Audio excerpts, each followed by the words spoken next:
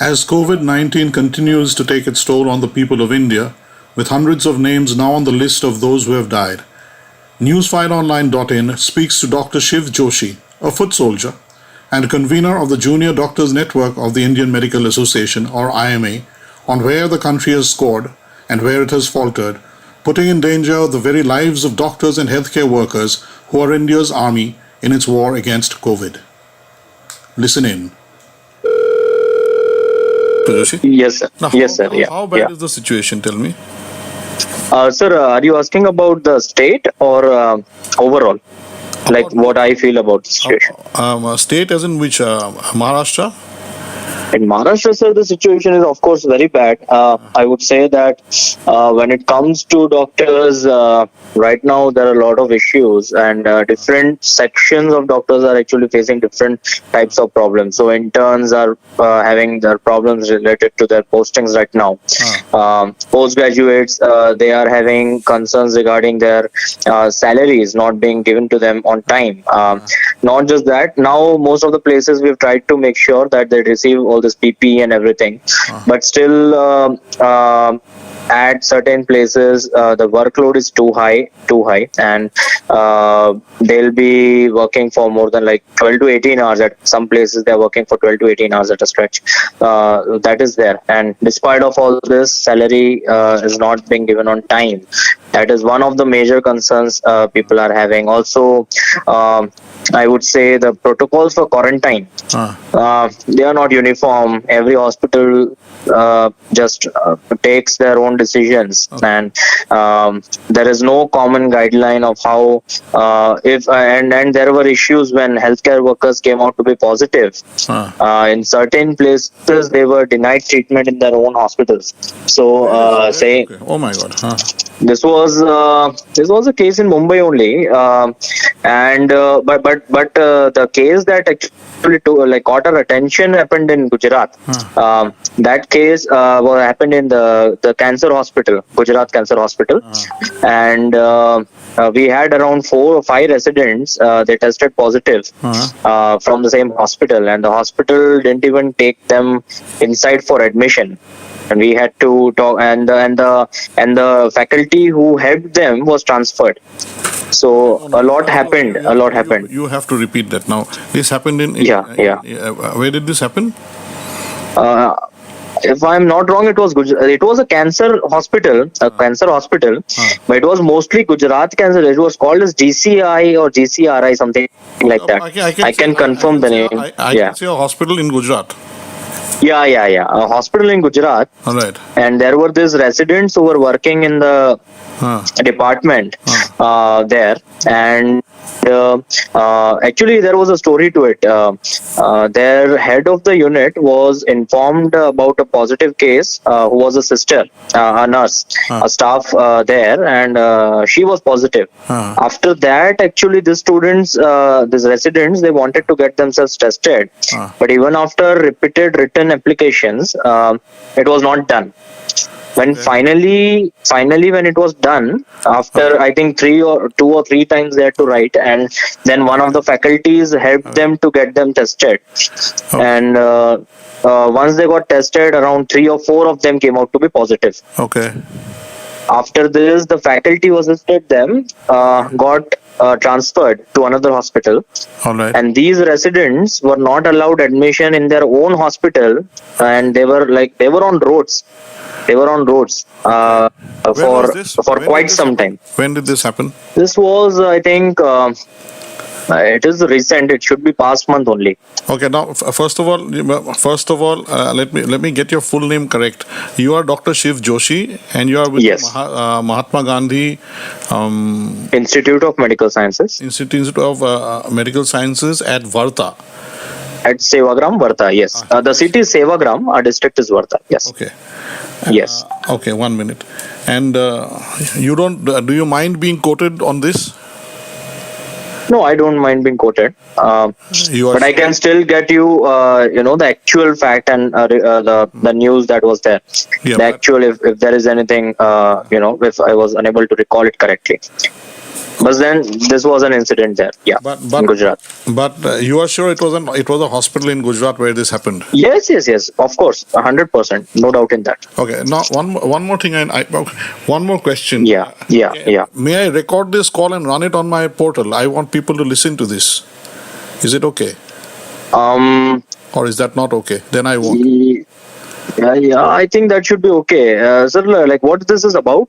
Look, I have a news portal called newsfileonline.com, newsfileonline.in. Okay. Now, are you online by any chance right now?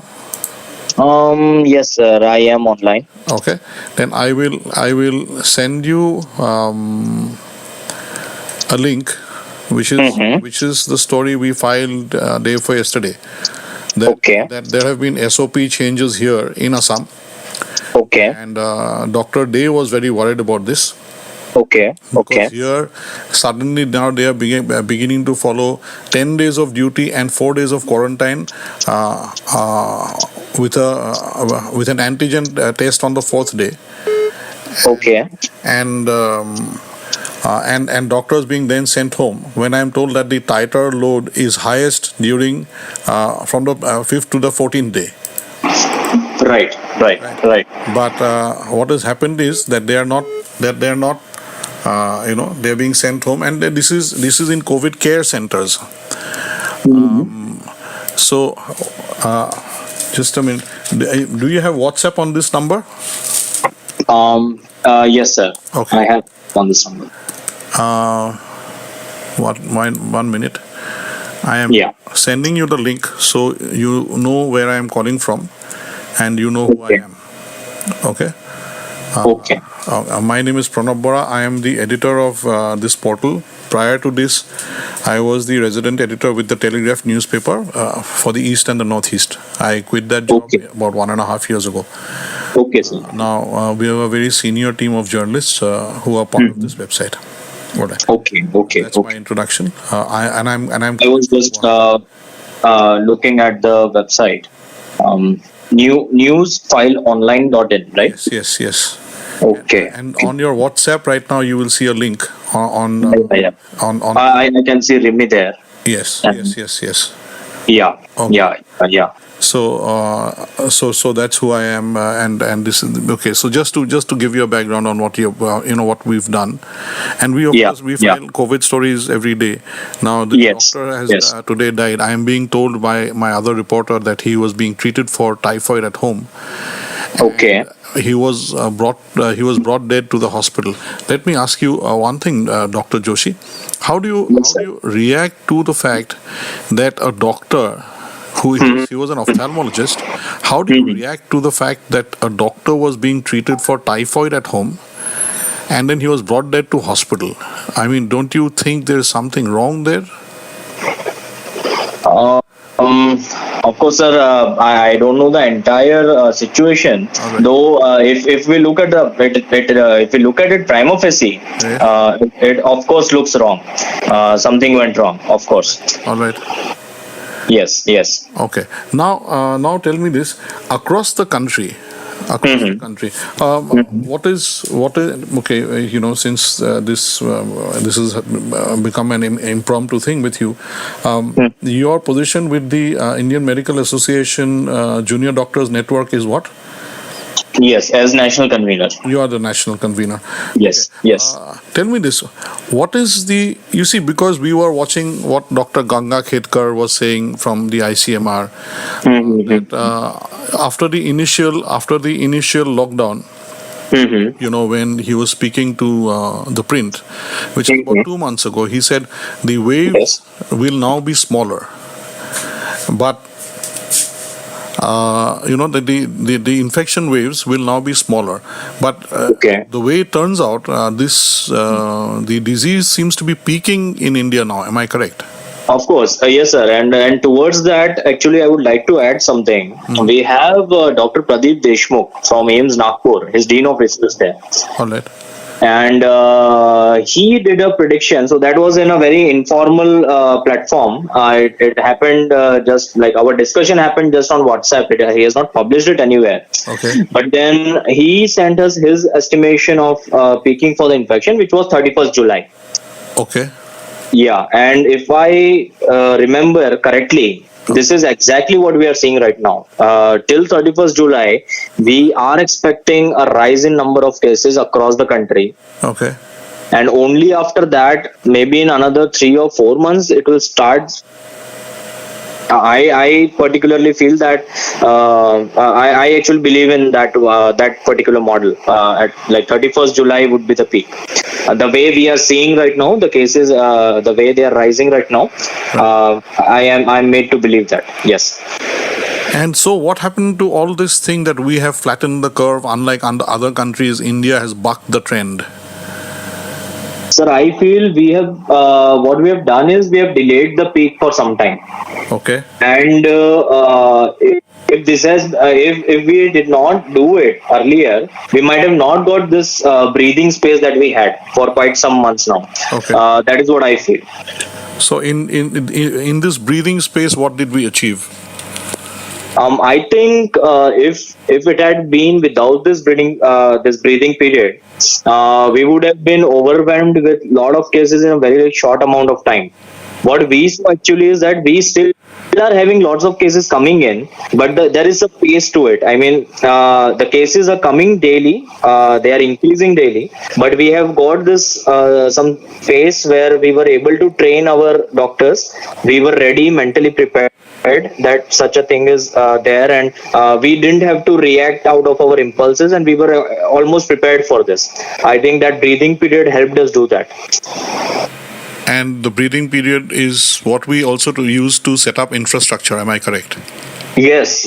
Of course, sir. Of course. Okay. Of course. Now, coming back to the question of doctors, on a scale of 1 to 10, how would you rate the safety of doctors in this country now? Sir, before the revision came in the Epidemic Act, it was zero. There was no safety or whatsoever. We were being beaten. What was the change? In the Epidemic Act, actually, IMA intervened in that, and our government gave us this amendment in the Epidemic Act that during the time of epidemic, if a doctor gets assaulted, there would be rigorous imprisonment with rigorous. So there would be rigorous imprisonment. Okay. So this came into force, but it was very recently done after a lot of doctors got, I would say, abused while they were just going into different communities, different sections of the society, just for the testing purposes, nothing else. Okay. So for doing that job, they were beaten like anything. And even after, sir, so I'll be very frank on this. Please be frank. The way Epidemic Act has been amended, okay, it's fine. So we have got this some sort of consolation that at least during this time of epidemic, we won't be abused the way we were being abused. But then what after this? I mean, is it just because right now government needs us, so they'll protect us under the Epidemic Act, and after that we are on our own? So that is what disheartens me to a great extent, that when we were going to we are making this amendment, why it is made only to the Epidemic Act, and why we are not looking at this issue of safety for doctors as a bigger thing. Okay. Yeah. And so far as COVID-19 or the coronavirus infection and the pandemic is concerned, how safe do you think health workers are currently in terms of protection from the disease or protection from infection? So again, this actually has a multi-pronged answer. There is no single answer to this. Okay. What I will say is that doctors at certain hospitals, like I would say some really good hospitals, they are getting all sorts of protection that is required. So I won't say that all the doctors are facing this problem, but sir, there are still certain residents, interns especially, who do not get that level of adequate protection, and they are still struggling with, and the problem is because there are no uniform guidelines every hospital is bound to follow, there becomes this issue. So a hospital hospital decides on its own what is the emergency area, where actually the N95 masks will be used. So there needs to be an uniform guideline. If that is not present, then all a person has to do is that the senior is telling you that this is a low risk area, so you will not get N95. But there are no guidelines to support that. So that is the issue. So if I talk about the safety of doctors, at some places we are really getting very good protections in terms of PPE.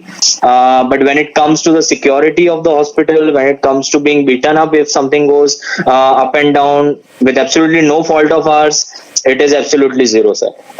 PPE, yes, we have improved because a lot of noise was made regarding PPEs, the qualities and everything. But then the overall safety of doctors, I would say we are still standing at 4 out of 10. 4 out of 10.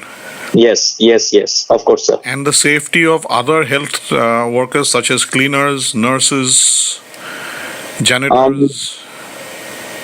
Sir, what I see in hospitals around me and what I've got to know from the other hospitals, from our JDN network, what we have seen is, sir, you might also be aware, sir, that IMA is already making a national COVID registry. Yes. So we tend to ask about like who are getting infected and what is the magnitude of that. So what I've come to understand is, sir, people in this section, be it doctors or the sanitation workers, all are equally exposed, because what I would say, in certain situations, the workers who are in sanitation are more exposed than the residents in certain situations, because they are handling the linen and everything from the wards. In certain places they are of course, in all the places they are a tier 4 class working population there, so their needs come in the end, of course. So that disparity is there, sir. And you are saying that on a scale of 1 to 10, safety measures for doctors and health workers in this country, according to you, as the convener of IMA JDN, stands at 4. Stands at 4, sir, of course. We are not even at 5. No, sir, I won't flinch at saying it again, because sir, like if the hospital in which I'm working cannot guarantee me a safe environment, even a single hospital is there in the country which can guarantee a safety of the doctor. I have not come across any such hospital, sir, as of now. Every resident that I talk to is having this concern. We are looking at the extreme workloads. People, they come inside the hospital, they crowd the hospital, they do not listen to the protocols that the residents are trying to make them understand. Where are the higher authorities at that time? We don't know, sir. In this country, I really feel even the good hospitals, sir, the best hospitals, they are having some level of security. But that freedom, by security, sir, I don't just mean a security guard standing in the place. By security, I particularly am considering security as that sense of safety that a resident feels while working in his hospital. If I talk about that sense of safety, and sir, please don't get me wrong, but then residents, that sense of safety is also affected because of his own department. So when we talk about the safety level, not only in just terms of security guards protecting the wards, but it is also about how the hierarchy that we see in the medical system is affecting the residents. We recently saw a resident jump from AIIMS Delhi, sir. So where are these issues lying, and why are we turning a blind eye to that? That's why I'm saying that if you ask me again, I would still say that safety in terms of this holistic approach of practicing in this country is 4 out of 10. Practicing out of, let me ask you more specifically. Practicing in this country during COVID-19, then what? On a scale during COVID-19, sir, before the Epidemic Act was amended, it was 4 out of 10, and now I think it is somewhere 7 out of 10. Still we are getting violence cases, still we are getting cases where doctors are denied PPE. We recently had this case of Andhra Pradesh doctor. Okay, he had some mental issues the way people have portrayed it. But then, of course, he was fighting for a just cause, and why should he have been like manhandled by police like that? So there were lots of things that even after amendment in Epidemic Act. So I would still, even after this amendment, I would rate it at max 7 out of 10. Max, no, because when we started this conversation, you said before there was an amendment to the Epidemic Act. Yes. Then it was 0. Then you said 4. Now you're saying 7. No, sir. I mean to say that if I'm talking about practicing in this country in the routine situation, right, I'll rate it as 4 out of 10. Okay. After the Epidemic Act, because there is, of course, a level of security being provided right now under these new amendments. Right. And now the maximum level that I feel, that I perceive, is around 7 out of 10 if I'm to rate like this. Okay. But then what after this epidemic, sir? Again, we are back to square one. We are again going to be in that 4 out of 10 situation. But isn't the act amended forever? Sir, the act stands for the epidemic period. I see. The act is the Epidemic Act, and it stands only for the epidemic period. Okay, then you go back to 4. Then we go back to normal. Yes. That is what you are saying. And also, that is what I understand, sir. Also, yes. Tell me this.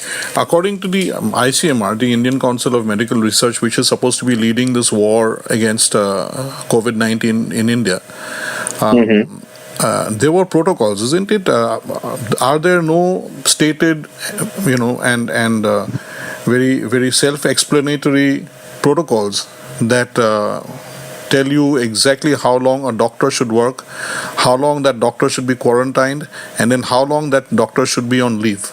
Because you are saying that every hospital seems to have its own policy, and there is no uniformity. Are you saying the ICMR has nothing from its side? Sir, what I remember is initially after March 21st, when lockdown was imposed, okay, we had different guidelines coming in almost every week. Okay. Okay. The latest guideline that we have suggests that the healthcare provider, after working in the COVID area, should be quarantined for 7 days. Right. Okay, sir. So there are these guidelines. Now, sir, when it comes to the implementation, what is happening is, I'll share with you. You understand, I cannot take the name of the hospital right away, right, but I'll share with you one incident, sir. People from this, so residents, I'll talk just about the residents from this particular hospital. They worked in the COVID area. They were actually transferred from this city to a different city to work in the COVID areas. Okay. Right. Under the Epidemic Act provisions, the higher authorities have the power to use the government employed doctors anywhere they want. They can ask them to mobilize also. So under such a situation, a team of around 45 doctors gets mobilized. All right. Okay, sir. They go, they work there and come back to their place. Okay. And they get quarantined for 7 days, right, but they do not get compensation for that. It is considered as an absent period. Okay. How is this justified, sir? I see. Second, even in Assam, sir, in Assam there was a dispute regarding the quarantine period. As I understand, there was something like 11 days duty and 3 days of quarantine, which was being discussed now recently. According to the story we have filed, news5online.in has filed. It is 10 days of duty, 4 days of quarantine. 4 days of quarantine. They do the rapid antigen test, and if it shows negative, then the doctor is sent home. Sir, but let's just think about it in terms of science that we have already with us. All right. Sir, on our research, our published evidence says that the time when you can get these tests to detect the virus is 5 to 14 days. Correct. We are doing the test on the 4th day. All right. So in maximum likelihood, we will turn that test will come out to be negative. All right. So how can we have such? So sir, we need to understand that these systems that we are placing are not because of कि हम 10 दिन उनको बुलाएंगे और 4 दिन उनको घर जाने दे रहे हैं. It is not about that cooling period. It is about the biology, the quarantine that we are supposed to create. All right. It is not about 7 days work and 7 days cooling period, so we have to pay them just for sitting at their homes. I don't know why government sees it like that. Why we are saying at 10 days working and 4 days quarantine? What is the scientific backup for doing that? 10 days working and 4 days quarantine. Does it even make sense? To me, it looks like an eyewash, sir. All right, because I was told by Dr. Day, Yes, which yes, is sir. what we have published in our story, with a link of which I have sent to you, that Yes, sir. the viral, the antibody load is the highest between day 5 and day 14, and hence Yes, sir. the viral shedding load is also highest between day 5 and day 14. Of course, sir. Of course. Okay. Then how come these guidelines are scientifically valid? Why ICMR is not objecting to anything like this? So, sir, all these questions, they come to us, and we are still looking for answers. We don't know what the apex body is doing about it. I see. And the Indian Medical Association Junior Doctors Network, you represent how many doctors across India? Across India, sir, we are actually IMA only. All the doctors within IMA who are less than 35 years of age All right. are a part of IMA JDN. So that should be still close to around 80,000 young doctors, 70 to 80,000 young doctors. 70 to 80,000 young doctors. Yes. I see. Thank you so very much, Doctor. Really appreciate what you're doing for this country and for our people. So stay safe. Thank you, sir. Thank you. I'm again telling you, I will, since you've given me you've been kind enough and so forthright to tell us so many things. We will use this as a podcast, so all our viewers can listen in on this interview. All right, sir. All right. I really appreciate it, Dr. Joshi. Please stay safe. Thank you, sir. Same to you, sir. Thank you. Take care. Goodbye. Goodbye.